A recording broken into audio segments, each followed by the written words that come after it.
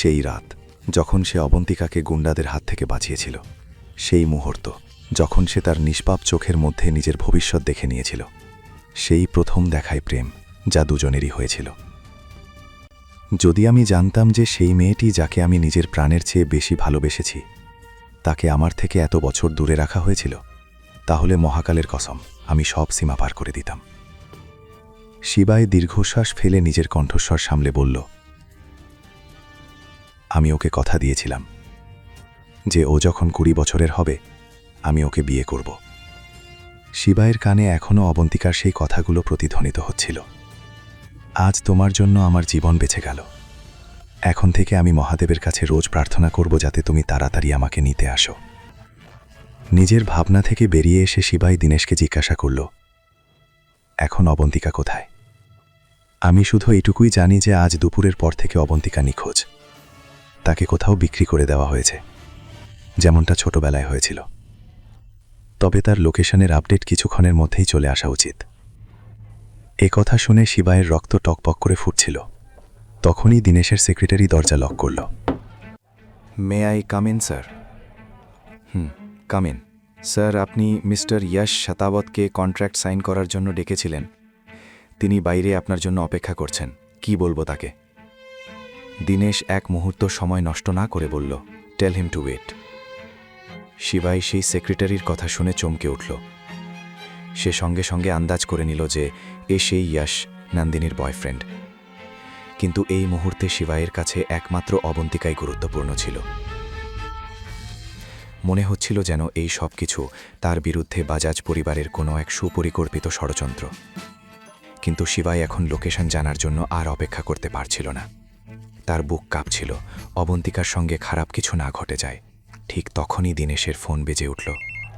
Call receive করতেই দীনেশ হন্তদন্ত হয়ে জিজ্ঞেস করল, কিছু কি জানা গেল? কিন্তু ওপাশ থেকে যে উত্তর এলো তা শুনেই দীনেশের পায়ের তলা থেকে মাটি সরে গেল। দীনেশের প্রতিক্রিয়া দেখে শিবাই অস্থির হয়ে পড়ল। কি হয়েছে অবন্তিকার, বলো। দীনেশ কাঁপতে কাঁপতে বলল, স্যার, অনেক বড় গণ্ডগোল হয়ে গেছে। রেখা অবন্তিকাকে 20 কোটিতে থান্ডার নাইট ক্লাবে ভিকি নামের এক লোকের কাছে বিক্রি করে দিয়েছে। শিবাই ভিকির নাম আগে শুনেছিল। সে ছিল এক চরম জঘন্য লোক। তার চরিত্র ছিল কুৎসিত। মেয়েদের নিজের টাকা আর ক্ষমতা দিয়ে কেনা তার শখ ছিল। সে মেয়েদের কেবল এক টুকরো পণ্য মনে করত। তাদের অসহায়ত্বের সুযোগ নিয়ে সে তাদের শিকার বানাত। মদ, জুয়া আর কালো কারবারে ভিকির নাম সবসময় জড়িয়ে থাকত। কিন্তু তার প্রভাব এত উপরমহল পর্যন্ত ছিল যে আজ পর্যন্ত কেউ তাকে স্পর্শ করতে পারেনি।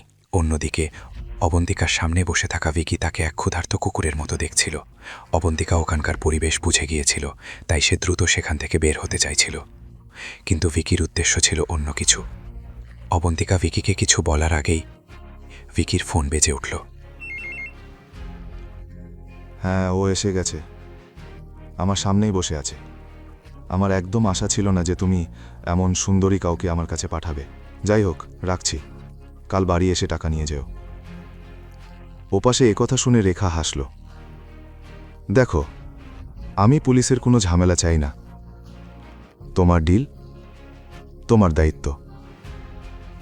ফোন রেখে রেখা স্বস্তির নিঃশ্বাস ফেলে বলল, এখন থেকে এই মেয়ের না কোনো নাম থাকবে, না কোনো পরিচয়। ভিকির কথা শুনে অবন্তিকা ভয় পেয়ে গেল।